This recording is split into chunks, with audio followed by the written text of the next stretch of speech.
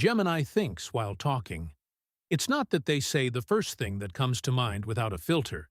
It's that their mind and their mouth tend to operate almost simultaneously, as if language were the way they finish understanding what they're thinking.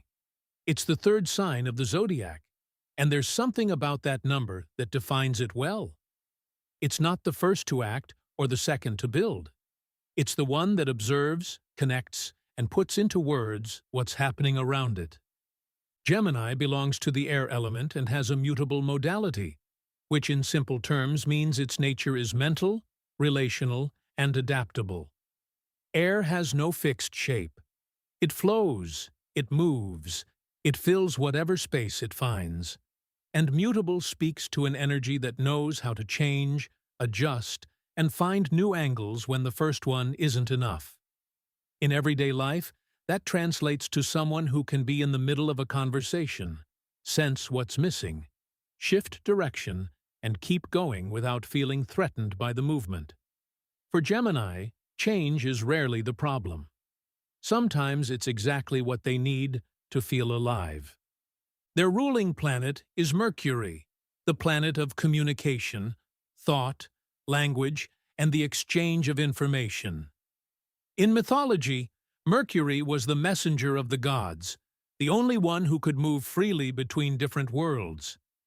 That image says a lot about how Gemini navigates reality. They can move in and out of conversations, contexts, and perspectives with an ease that sometimes surprises people. Not because they're shallow, but because their intelligence works by connecting dots, jumping between ideas, finding links where others don't see any. What most defines Gemini isn't inconsistency, even though that's the most repeated stereotype. What defines them most is curiosity, a genuine, active curiosity that doesn't quite know how to stop. Someone with a lot of Gemini energy might be reading 3 books at the same time, picking up something new they hadn't planned on learning, shifting topics mid-conversation because something sparked an idea, or chasing down information about a subject that caught their attention 10 minutes ago. They're not doing it to confuse anyone. They're doing it because their mind needs movement to function well. That quick mind is one of their clearest strengths. Gemini learns fast, processes information with ease, can break down complex ideas in an accessible way, and tends to hold multiple perspectives at the same time. In a world that demands adaptability, that's a genuinely valuable skill. Gemini can read a room, adjust their message, find the right word, and move through changing environments with ease. In work, in social life, and in relationships, that can make a real difference. There's something Gemini does almost effortlessly that many other signs have to work at consciously. They can change their position without experiencing it as a defeat. They can listen to an argument, take it in, and shift their point of view. That intellectual openness, when it's exercised honestly, is one of their most valuable qualities. The problem shows up when that same capacity becomes a way of avoiding commitment to any position at all. When Gemini changes their mind, not because they've genuinely reflected, but because changing is more comfortable than holding firm, that flexibility loses its value and becomes avoidance. Professionally, Gemini tends to shine when there's variety, communication, and room to keep learning. Rigid environments, repetitive tasks, or jobs where nothing ever changes can produce a kind of exhaustion that's hard to explain. It's not laziness, it's that their engine ignites when there's something new to solve, something to learn, someone to exchange ideas with. They can be extraordinary in roles that require communication, research, teaching, writing, analysis, or managing multiple projects at once. What they need to develop, though, is the ability to close what they open. Starting something comes naturally. Seeing it through to the end often takes a more deliberate effort. Discipline is probably one of their most challenging territories, not because Gemini is incapable of commitment, but because their attention works in a particular way. It functions well when there's active curiosity, when the process is still stimulating, when new questions keep emerging within the same path. When the initial excitement settles and what's left is pure repetition, staying focused gets harder. One of the things that helps Gemini most with habits and consistency is understanding that discipline doesn't have to be rigid to be real. They can find ways to work with variety inside continuity, to keep interest alive without abandoning the process. In relationships, Gemini's energy comes through strongly. They need conversation, not as a preference, but as a genuine need. A connection without dialogue, without humor, without mental exchange, can start to feel hollow faster than they might expect. They're drawn to intelligence, to quick thinking, to people who see things differently and can surprise them.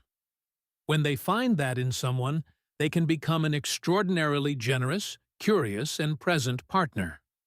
They can love through words, through shared wit, through the thrill of keeping a conversation alive, even in the most ordinary moments. Their challenge in love tends to surface when things get emotionally intense, or when the relationship calls for a depth that requires slowing down. Gemini can drift toward their head when their heart gets complicated. They might talk a lot and still not say what they actually feel. They might change the subject in the middle of a difficult conversation, not out of bad faith, but because sustained conflict without resolution creates a discomfort they don't always know how to sit with. Learning to stay in that discomfort long enough for something to genuinely resolve is one of their most meaningful areas of growth. In friendship, Gemini has a natural ability to connect with very different kinds of people. They can move between groups, interests, and worlds without feeling split. They're the friend who meets someone everywhere they go, who can talk about completely different things depending on who they're with, who listens well when they're present, and can make the other person feel genuinely seen in a conversation. What sometimes happens is that same mobility can make their connections feel more intermittent than their friends would like. Not because they don't care about people, but because their attention has many possible destinations. Gemini also has a particular relationship with information. They seek it out, process it, share it, and transform it at a speed that can feel exciting or overwhelming depending on who's on the receiving end. They're often the first to know something and to connect that piece of information with something entirely different. But they can also get so caught in the flow of incoming data that it becomes hard to tell what matters from what doesn't. In a world with more stimulation available than ever, that tendency can get especially intense. The challenge isn't cutting off the flow, it's learning to edit it. When Gemini is in balance, they carry an energy that's hard to match. They're sharp, funny, curious, open, agile, capable of starting conversations others avoid, and of connecting ideas no one else had thought to link. They're the kind of person who makes any room richer just by being in it. Under pressure, though, they can become scattered and anxious, as if the mind is accelerating without a clear direction. They might contradict themselves, avoid clear answers, move between options without choosing any, or intellectualize what they're feeling as a way of not fully feeling it. That tendency to intellectualize is one of the most important things to understand about Gemini. It's not that they don't feel. It's that they often process emotions through thought, analysis, or conversation before they can connect with what's actually happening inside them. Learning to notice that movement and sometimes pausing it just to be with what they feel is part of their emotional maturity. It's not about silencing the mind.